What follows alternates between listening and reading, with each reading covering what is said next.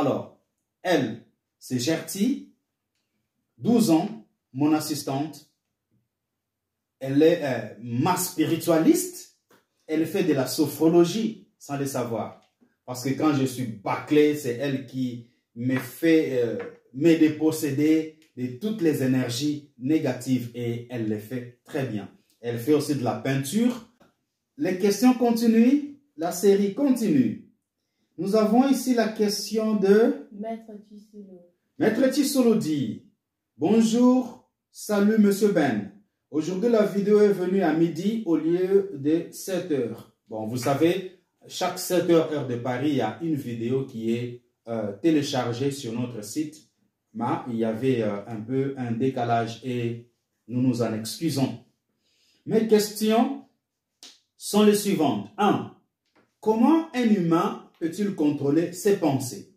2. Quelle est la différence entre l'âme et le cœur? 3. Comment faire régulièrement un voyage astral? Nous allons y répondre d'une manière directe et brève. Okay. Alors, un humain peut contrôler ses pensées. Oui, c'est possible. Oui, mais comment? Comment? C'est en bouchant les canaux du négatif. Parce que vous avez le contrôle du processus de vos pensées. Vous ne contrôlez pas intégralement vos pensées, mais vous contrôlez le processus de vos pensées. Quand ça s'élabore là, quand une pensée vient faiblement à vous, ça commence à prendre forme. C'est ça le processus. Ça, vous pouvez contrôler. Mais dès que c'est déjà installé, vous ne pouvez plus avoir un contrôle intégral ou absolu sur cette pensée parce que bientôt, ça deviendra une parole. Et dès que c'est lâché, dès que c'est sorti, vous n'en aurez plus le contrôle, malheureusement. Vous pouvez contrôler les processus de vos pensées en bouchant le canal. Comment boucher le canal? J'appelle ça un changement de fréquence, un changement d'attitude. C'est-à-dire, vous sentez la négativité qui vient en vous, qui commence à prendre forme, et du coup, vous faites un blocage et vous commencez à développer l'aspect positif.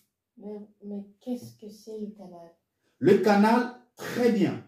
Le canal, c'est la voie qu'emprunte la pensée dans une dimension spirituelle pour pouvoir s'installer dans votre esprit.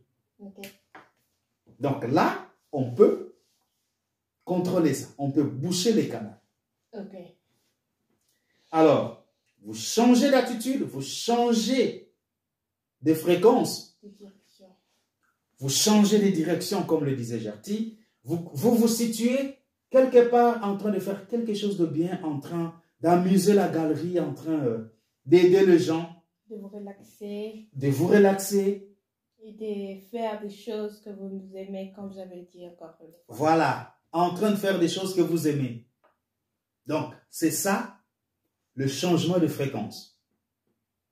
Donc, vous pouvez contrôler ça. Une pensée vous vient d'aller commettre un meurtre. N'essayez pas ça.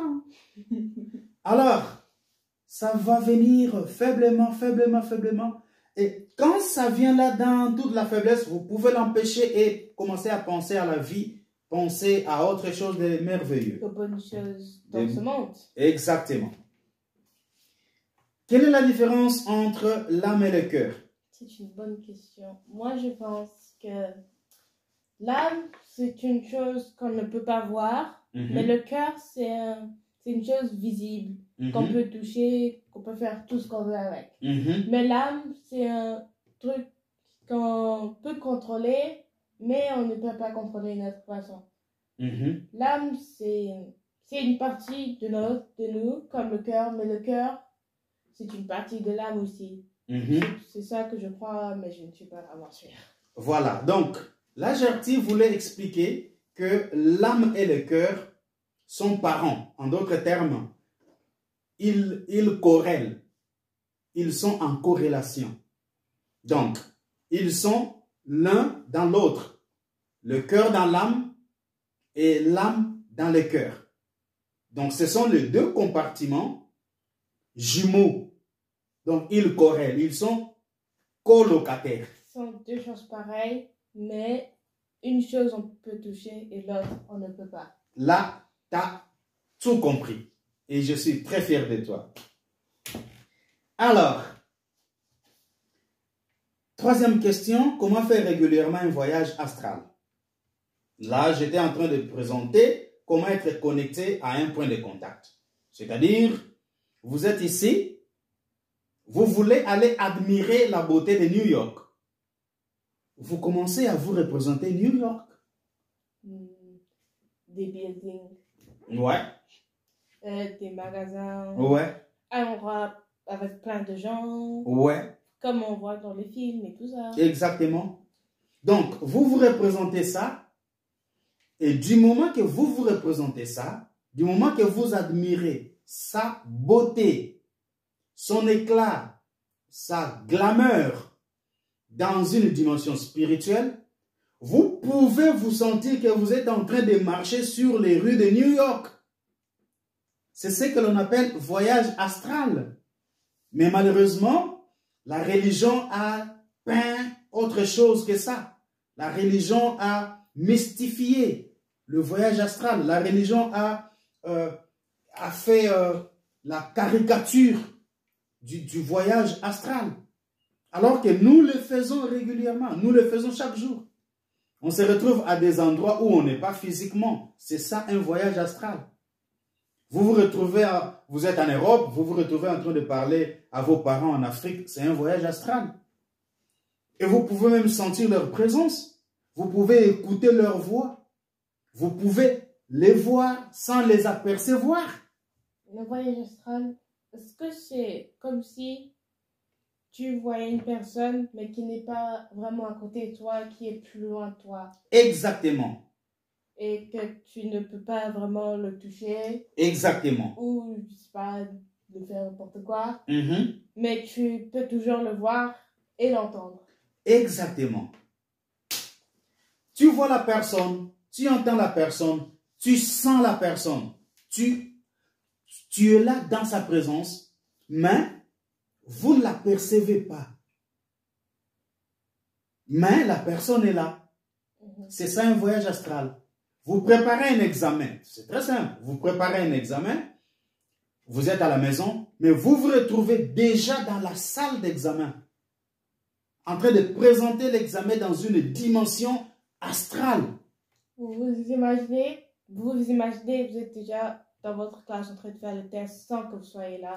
Exactement. C'est votre cerveau qui fait ça pour vous imaginer comment ça va être et comment que tu vas te débrouiller. Voilà.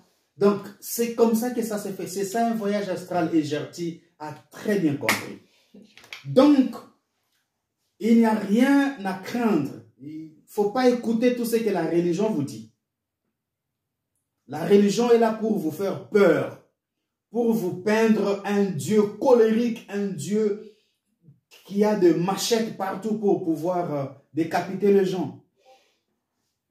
Donc, ici, le voyage astral, c'est ce que Gertie et moi étions en train de vous expliquer. Et nous le faisons plusieurs fois par jour sans le savoir. On ne doit pas s'éterniser à cette seule question. Nous devons passer à d'autres questions. Il y a une question très importante. Ici, elle est trop longue. Nous ne saurons pas la prendre maintenant. Alors, nous promettons de prendre cette question